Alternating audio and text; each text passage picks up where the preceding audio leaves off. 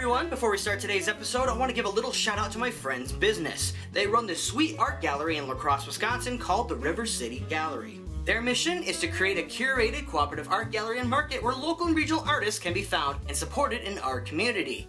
So if you like art and you want to support your local business, please check it out. Any important information about this will be posted below. Now, on to the episode.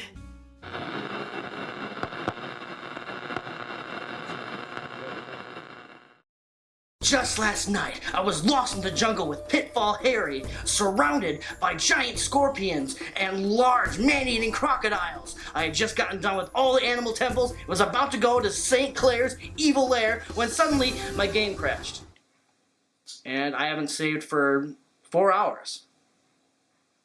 Today we're talking about Pitfall, the Lost Expedition. You're watching the Wingman Crew Review.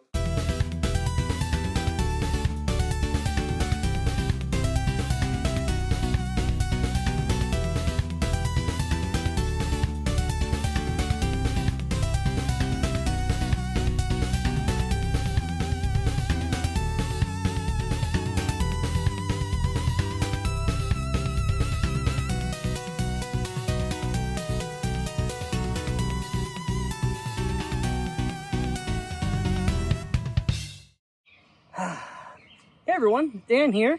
Thought it'd be a nice change of pace to play outside for once.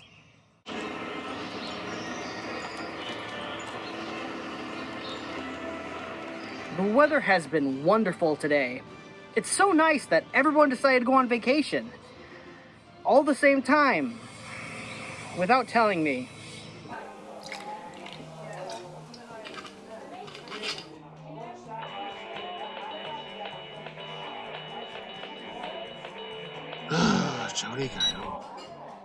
So today, it's just you, me, and my buddy Justin.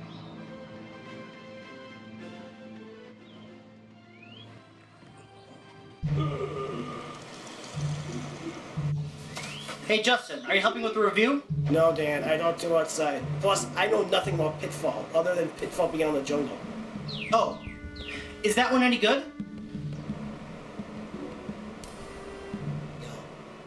Well, looks like it's just me today doing this review. Alright, well, that's fine. No distractions, just me and the game Pitfall. Hey Dan, so my flight from Hawaii got canceled, so yeah, I do have time to actually help. Yep! Well, that explains where my lawnmower went. Pitfall had its humble beginnings on the Atari 2600 in 1982. It was received well and had a few sequels following its wake over the course of 2 decades. One of those sequels was The Lost Expedition, released in 2004. It was released for the PlayStation 2, GameCube, and Xbox, which was the version I received on my 13th birthday. For this review, we'll be playing the PlayStation 2 version. It was developed by Edge of Reality, published by Activision, and is rated E for everyone.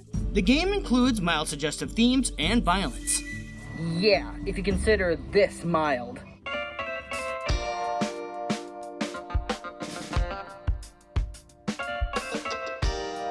Yeah, I didn't think so. Pitfall Harry, a discount Nathan Drake, is on a plane and meets up with an archaeologist named Bernard Bittenbinder. Yes, that is his name. He fanboys about him and then fails to flirt with a woman named Nicole. What are you doing? Turning on the charm. This is my medium set. Cringe! How does he know her name? They just met. Suddenly, the plane goes down and Harry finds himself in the jungle. He sets off in search of survivors. Me? I've got to fly.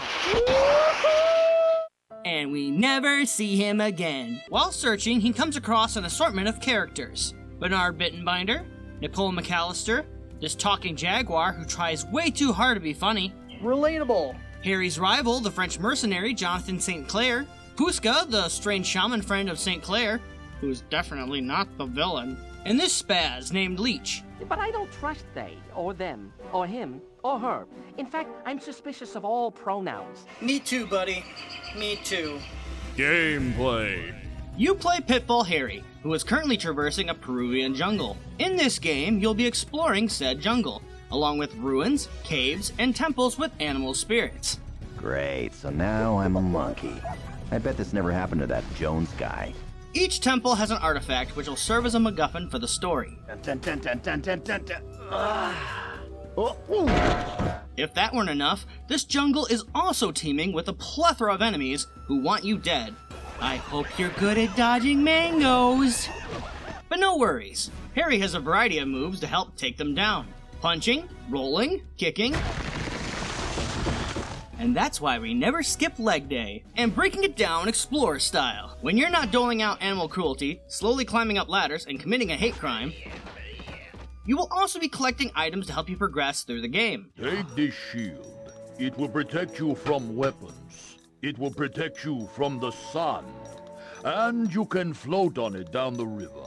But only for 5 seconds, because then it will sink. You'll discover idols scattered around the jungle, which can be used as currency with your local shaman. It makes sense that the idols are currency. People worship money. Harry's movement is pretty fluid in this game, but some moves take practice. Some moves unfortunately share buttons, and if pressed in the wrong order, can get you in hot water, or lava. Also, the most important thing while playing this game is the save function. This is an old game and does not auto-save. Save frequently, because on the off chance your game crashes, you'll be redoing hours of work. If you need any other tips and tricks, consult the manual. Eat your vegetables. Pitfall Harry eats his vegetables. Graphics. The graphics, for the environment at least, are pretty good for 2003. I can imagine myself being in this lush cartoon jungle. The characters, however, are kinda iffy to look at. Apparently they were trying to go for a Toy Story kind of aesthetic, which I kinda can see, but they haven't aged well. Very early 2000s 3D character models. They make the best of it though, and they're very animated and expressive. Not fluid, but passable. Also, have you noticed Harry's hands? In fact, everybody's hands. They're huge. Why? Did they all get stung by bees? Why? It's gross. Storyline. Spoiler alert! Giraffes make terrible horses. The story is pretty cheesy, and it's the weakest part of the game, if you ask me, which is a shame. The plot is slow going through most of the game, and we get bits and pieces from time to time. 2 rival native tribes, your rival is looking for El Dorado, the city of gold. Feel the caverns! Nicole is looking for her father, Kevin McAllister. Wait, Kevin McAllister?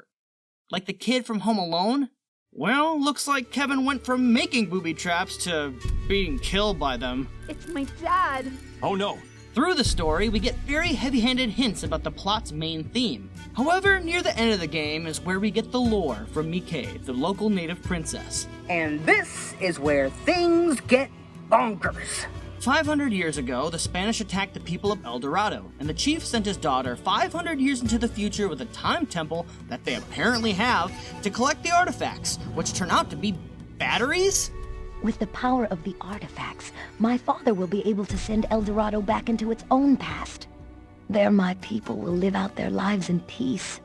They'll find only the ruins of a city that once existed 1,000 years earlier. NANI? That's a risky plan. That wasn't a risky plan. That plan made no sense. As a kid, this didn't bother me. I thought it was pretty cool. But as an adult, it's just stupid. I don't even care. I'm not even invested in the story anymore. If you want to know the rest, play the game. Music.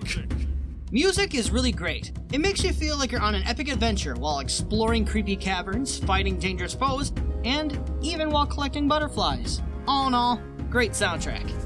Content. The Lost Expedition is a Metroidvania, and certain paths will be blocked without having certain items. My personal favorite is the TNT. However, once collected, the other items kind of become useless. I gotta use a gas mask to get past the poison plant? Nope, TNT. I gotta use this shield to break through the spike pillars? Nope, TNT.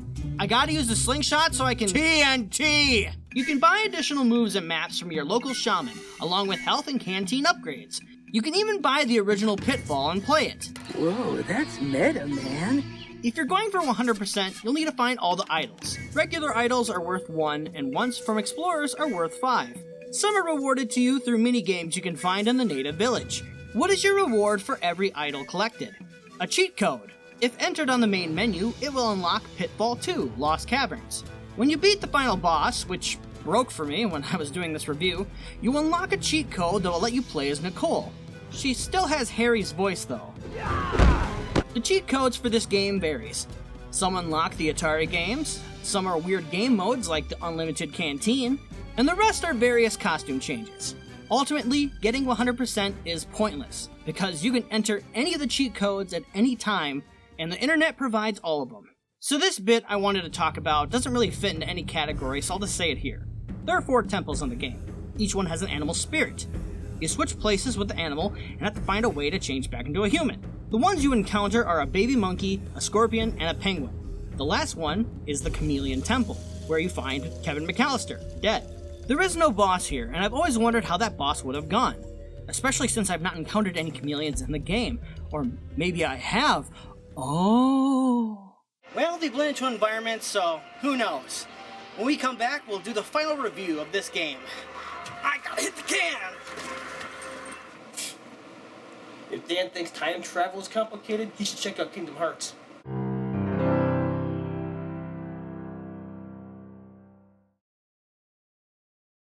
Who's the one who keeps your feet warm in the winter?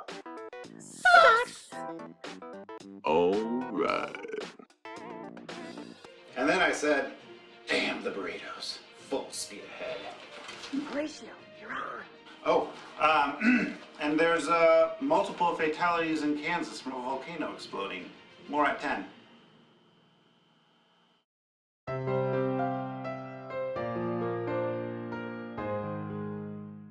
It's time for Wingman's Judgment! So now we take everything that we know about the game and give it a final score. Gameplay is pretty standard platforming, but exploration is fun. Graphics are pretty decent for 2003, but character models are really iffy. Storyline is childish and convoluted.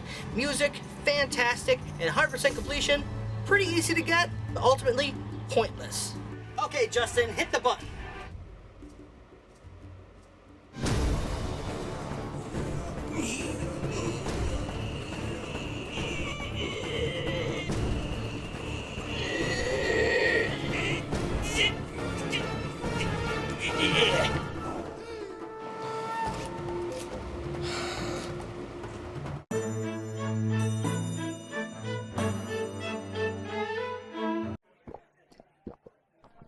Honey, don't make it obvious, but check out that guy at the bar.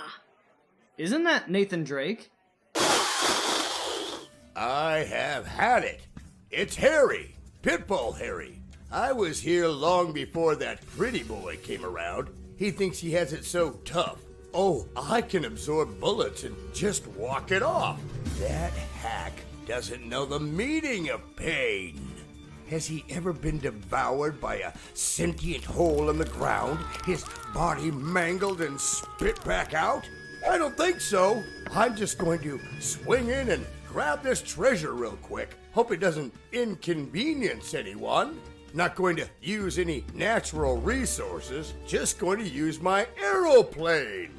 Actually, I was referring to him.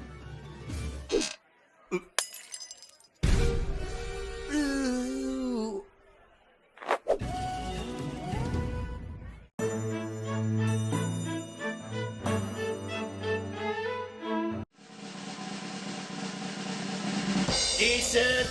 I'll take it. Not a perfect game, definitely has its flaws, but it's a fun romp.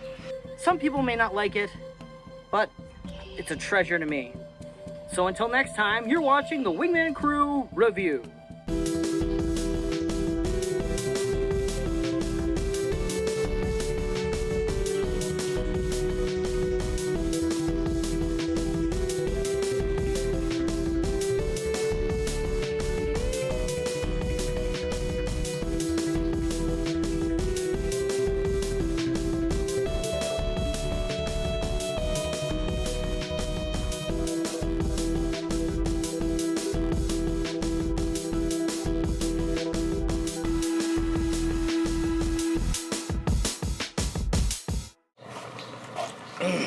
Refreshing. So, what's up with the pit in our yard? I bought it from a weird shaman. It was on sale. Okay, cool. Why? Keeps out the crocodile. What crocodile? That crocodile. Hey! I see you over there. We live in a weird neighborhood. Yeah, but the property taxes are low. It's so hot out here. Why did I do this?